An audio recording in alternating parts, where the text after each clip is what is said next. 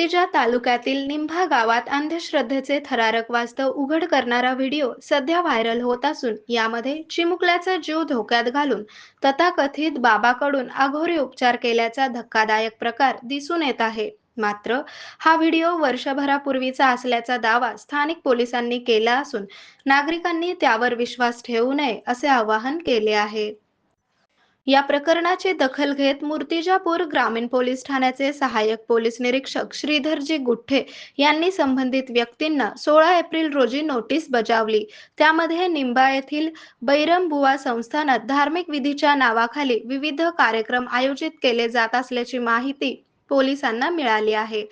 निंभा गावात काही लोक अंधश्रद्धेच्या आहारी जाऊन लहान मुलांवर जीवघेणे प्रयोग करत असल्याची माहिती आहे।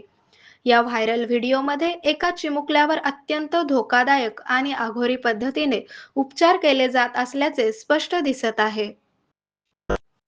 या कार्यक्रमादरम्यान दैवी शक्ती, चमत्कार, अघोरी प्रथा किंवा भविष्य सांगण्याच्या नावाखाली लोकांची दिशाभूल होण्याची शक्यता आहे। महाराष्ट्र नरबळी व इतर अमानवीय अनिष्ट व अघोरी प्रथा व जादूटोणा प्रतिबंध अधिनियम 2013 अंतर्गत अशा कृत्यांना मनाई असून कायदेशीर कारवाई करण्याचा इशारा दिला। तसेच संबंधितांना ठाणेदार गुठ्ठे यांच्या समज देण्यात आली।